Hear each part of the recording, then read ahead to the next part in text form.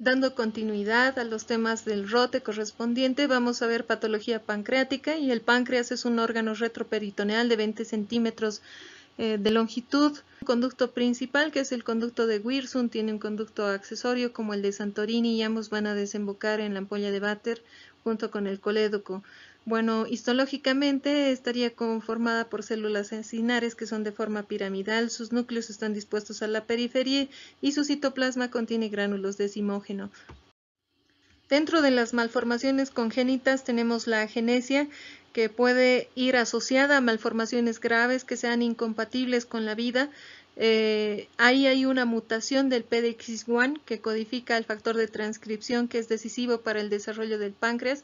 También tenemos al páncreas divisum, que dentro de todas estas malformaciones es la más frecuente, que llega hasta el 10% de los casos. Hay un fallo en la fusión de los sistemas de los conductos fetales.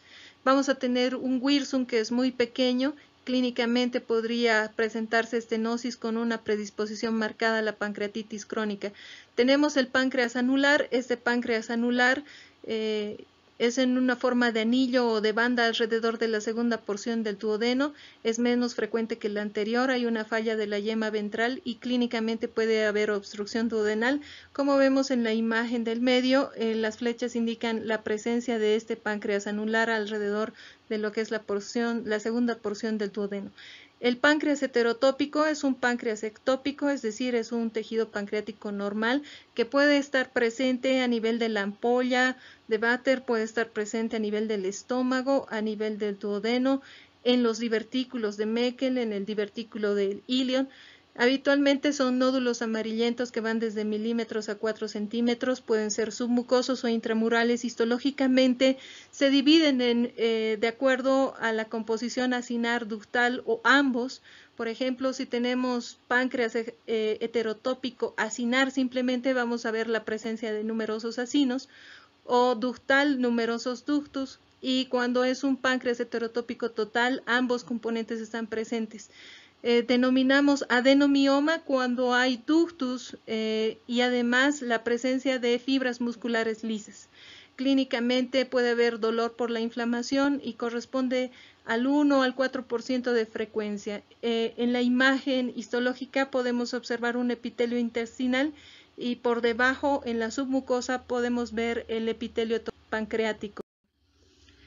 La nesidioblastosis es una anomalía congénita, pero del páncreas endocrino, donde nosotros tenemos una hiperplasia de los islotes con una hipertrofia de las células beta. Como indica la flecha negra, hay una hiperplasia y un mayor número de islotes y una hipertrofia de las células beta. Esto puede afectar focalmente el páncreas, puede afectar de forma difusa el páncreas. Clínicamente, los lactantes van a presentar hipoglicemia y convulsiones, y habitualmente hay el antecedente de que las mamás son diabéticas. Dentro de la patología pancreática, entonces vamos a dividir para su mejor estudio en patología inflamatoria y tumoral. Dentro de la patología inflamatoria tenemos a la pancreatitis aguda y crónica. Dentro de la patología tumoral estamos con las neoplasias malignas como el carcinoma pancreático, los tumores benignos como múltiples lesiones quísticas desde quistes simples a neoplasias quísticas serosas, neoplasias quísticas mucinosas, neoplasias mucinosas papilares intraductales o tumores sólidos pseudopapilares, y algunas otras variedades de quistes que no son usuales. La pancreatitis aguda es una lesión inflamatoria reversible que habitualmente se halla relacionada a la presencia de los cálculos biliares en las mujeres y al consumo de alcohol en los varones. Cuando nosotros tenemos un paciente con pancreatitis aguda, el 50% de esos pacientes puede tener litos biliares. Ahora, en los pacientes que a la inversa tenemos primero litos biliares, ellos pueden desarrollar en un 5% una pancreatitis. Dentro de los factores etiológicos, entonces, están los metabólicos como el alcoholismo, está la hiperlipoproteinemia, la hipercalcemia, algunos fármacos. Dentro de los factores genéticos está la mutación del gen inhibidor del tripsinógeno y de la tripsina. Dentro de los factores mecánicos tenemos a los cálculos biliares, los traumatismos, las lesiones iatrogénicas, las heridas quirúrgicas, las técnicas endoscópicas con inyección de colorantes. Dentro de las vasculares encontramos al shock, a las vasculitis, al ateroembolismo. Dentro de las infecciones encontramos a la parotiditis y otras menos frecuentes como las neoplasias que obstruyen los conductos pancreáticos, el barro biliar, las parasitosis. En la terminología nosotros hablamos de una pancreatitis intersticial aguda cuando la inflamación es leve y cuando tenemos edema y necrosis grasa focal. Cuando hablamos de una pancreatitis necrotizante aguda, hablamos de que la necrosis es más extensa, la hemorragia es más extensa dentro del páncreas. Cuando hablamos de una pancreatitis biliar, es por un reflujo biliar a través del conducto biliar hacia el conducto pancreático que debido a una unión anormal. Cuando hablamos de una necrosis pancreática infectada es cuando tenemos un páncreas infectado en un foco necrótico, ¿no? Y si hablamos de una pancreatitis posoperatoria, habitualmente puede ser un trauma por exploración del conducto biliar, por resección gástrica, por estenosis papilar o esfinterotomías, que son procedimientos quirúrgicos que pueden llevar a una pancreatitis.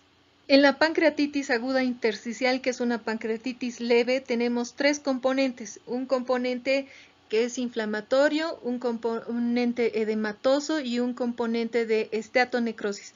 En la imagen vemos la esteatonecrosis, que es una superficie granular azulada que está al lado de un tejido adiposo irregular, ¿no? Esta esteatonecrosis se produce por la enzima lipasa que destruye el tejido adiposo y se produce ácidos grasos que se combinan con las sales de calcio para formar este tipo de sales insolubles que macroscópicamente se traducen en lesiones blanquecinas. En una pancreatitis aguda necrotizante vamos a observar que la necrosis es más extensa. Aquí, aparte de los tres componentes que habíamos mencionado en la pancreatitis aguda intersticial, vamos a tener la presencia de una destrucción de las paredes vasculares, por lo tanto hay una extensa hemorragia, una extensa necrosis por la proteólisis de lo que es el tejido pancreático. En la primera imagen vemos una necrosis de la cabeza pancreática y en la imagen inferior vemos una necrosis extensa desde la cabeza hasta la cola del páncreas con lesiones blanquecinas intercaladas que son la esteatonecrosis grasa. En la pancreatitis aguda, al activar las células acinares, se produce una inadecuada activación de las enzimas pancreáticas, sobre todo la activación del tripsinógeno, quien a su vez va a estimular la formación de enzimas como la lipasa, que es una enzima destructora del tejido adiposo. También va a activar la calicreína para producir mayor edema e inflamación y también activar el sistema de la coagulación. El tripsinógeno también va a activar la quimotripsina que produce el mayor componente edematoso y el tripsinógeno también va a producir la activación de la elastasa y la fosfolipasa que actúan destruyendo el epitelio vascular, causando hemorragia y necrosis de coagulación. Dentro de la clínica, el dolor abdominal es intenso en cinturón, es muy agudo. Puede referirse hasta el hombro izquierdo, hay náuseas, hay vómitos, hay anorexia.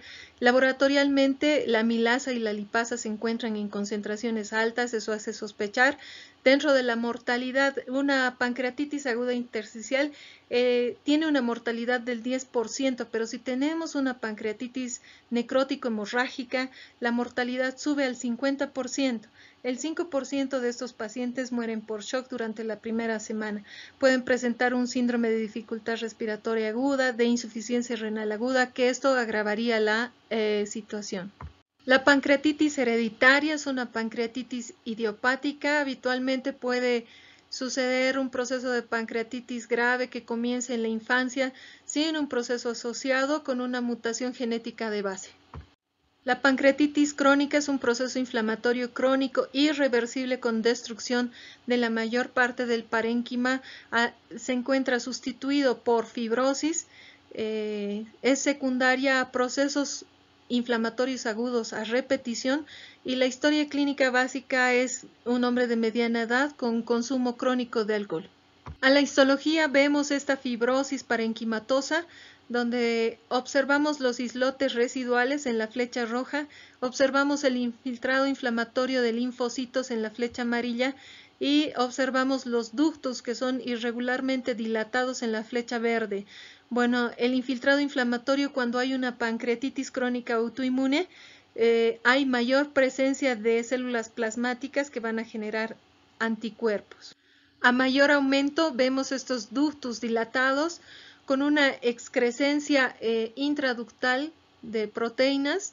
Vamos a ver también que el epitelio está aplanado y hay focos de metaplasia escamosa en el epitelio, ¿no? Esto es una pancreatitis crónica alcohólica. Clínicamente, la pancreatitis crónica tiene tres características: la presencia de esteatorrea, la presencia de diabetes mellitus y calcificaciones. Imagenológicamente podemos observar en las flechas amarillas las calcificaciones. Los pacientes pueden ser asintomáticos o tener un síntoma obstructivo de ictericia, ¿no? La amilasa y las enzimas no se encuentran muy elevadas. Puede ocurrir que haya complicaciones como la insuficiencia pancreática, mala absorción y de hecho las complicaciones propias de la diabetes mellitus. El consumo excesivo de alcohol aquí es uno de los factores determinantes. La mortalidad de estos pacientes a los 25 años es del 50%. El 10% de las pancreatitis crónicas puede desarrollar pseudoquistes pancreáticos y el 40% va a evolucionar a un cáncer de páncreas. Tenemos algunos subtipos de pancreatitis crónica, como la pancreatitis hereditaria familiar, que es muy parecida a la aguda hereditaria, que esta pancreatitis tiene de base una mutación genética, ¿no? La pancreatitis paraduodenal o adenomioma en realidad es como una cicatriz inflamatoria entre la cabeza del páncreas y el duodeno relacionado con el consumo y abuso del alcohol, el tabaquismo y también hipertensión. La pancreatitis tropical crónica no alcohólica, esta pancreatitis habitualmente presente en jóvenes. En Sudamérica, sobre todo predominantemente en Brasil, hay una asociación a la presencia de desnutrición calórica proteica, la deficiencia de antioxidantes, una predisposición genética que hace que se desarrolle una pancreatitis crónica. Y por último, las pancreatitis infecciosas, que se presenta en pacientes inmunocomprometidos. Dentro de los quistes, nosotros tenemos quistes que no son neoplásicos, como los quistes congénitos y los pseudoquistes. Los quistes congénitos, denominados también quistes verdaderos, y los pseudoquistes parecidos a los verdaderos. La mayoría de ellos son pseudoquistes, parecidos a los verdaderos. Sin embargo, tenemos también otro tipo de quistes, como el quiste linfoepitelial, el que estamos viendo en la flecha roja, donde encontramos múltiples centros foliculares linfoides con un epitelio también en su interior. Este es un quiste entonces linfoepitelial. En la flecha amarilla observamos otro tipo de quiste, que es un quiste epidérmico en el páncreas, donde vemos los estratos de la epidermis, incluso el epitelio córneo. Los quistes congénitos. Habitualmente los quistes congénitos se hallan relacionados con un desarrollo anómalo de los conductos pancreáticos. Cuando tenemos quistes pancreáticos, quistes en hígado y quistes en riñón, a esto se denomina enfermedad poliquística.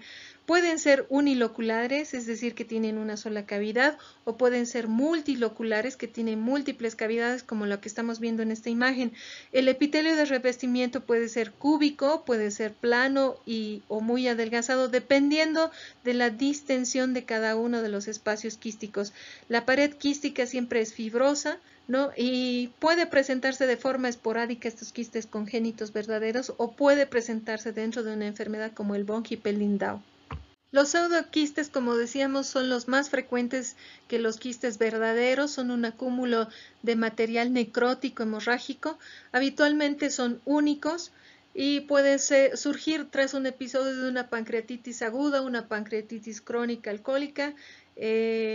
Habitualmente pueden resolverse espontáneamente. Cuando es mucho el acúmulo de hemorragia, pueden perforarse o pueden sufrir de una infección secundaria.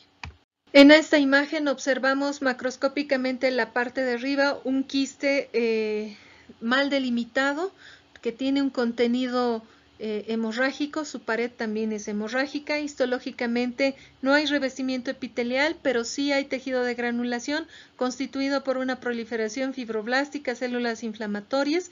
Esos puntitos azules son las células inflamatorias. Puede existir células gigantes y la proliferación de nuevos vasos. El quiste surge, como decíamos, del drenaje de secreciones pancreáticas secundarias a un daño de los conductos. Dentro de las neoplasias como tal, nosotros vamos a ver las neoplasias quísticas, que corresponden al cistadenoma seroso, a la neoplasia quística mucinosa, a la neoplasia quística mucinosa papilar intraductal, a la neoplasia sólida pseudopapilar, que estos en su conjunto van a corresponder entre el 5 al 15% de las neoplasias del páncreas. El cistadenoma seroso es la neoplasia quística más frecuente. Observamos sobre todo en mujeres mayores de 58 años de edad. Vamos a ver la característica clínica es que hay una masa palpable, algo dolorosa. También tenemos que el quiste tiene múltiples cavidades, es multilocular, como observamos en la imagen macroscópica. Histológicamente está revestida por un epitelio cúbico. La resección determina la curación. Habitualmente estos quistes se presentan a nivel de la cola, son resecables y curables, el pronóstico es muy bueno. Las neoplasias mucinosas quísticas hasta en un 59% son uniloculares. En la imagen vemos que tienen múltiples cavidades, son multiloculares. El estroma es parecido al del ovario. Y vamos a observar que el epitelio es un epitelio cilíndrico de núcleos basales. Dentro de los espacios va a contener mucina, que es una sustancia parecida al moco. Focalmente puede existir displasias graves hasta en 8% de los tumores, asociados a una mutación del KRAS. Esta neoplasia habitualmente se presenta en la cola, en el cuerpo del páncreas, pero no está en comunicación con el conducto pancreático principal. Su crecimiento es lento, es indoloro, a veces hay un leve dolor en la espalda, una sensación de masa, la cual después puede ser identificada en la ecografía o en la tomografía.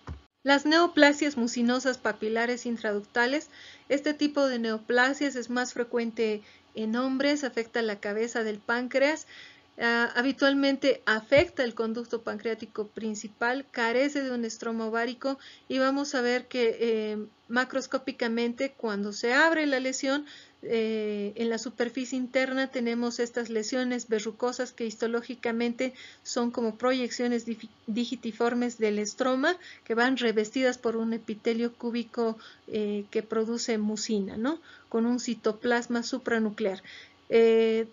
Para determinar si esta lesión es benigna o maligna, tenemos que ver si hay infiltración en el estroma como tal. La neoplasia sólido pseudopapilar es una neoplasia que afecta a mujeres jóvenes. Son lesiones grandes, bien delimitadas, sólido-quísticas. Los espacios quísticos van a contener material hemorrágico.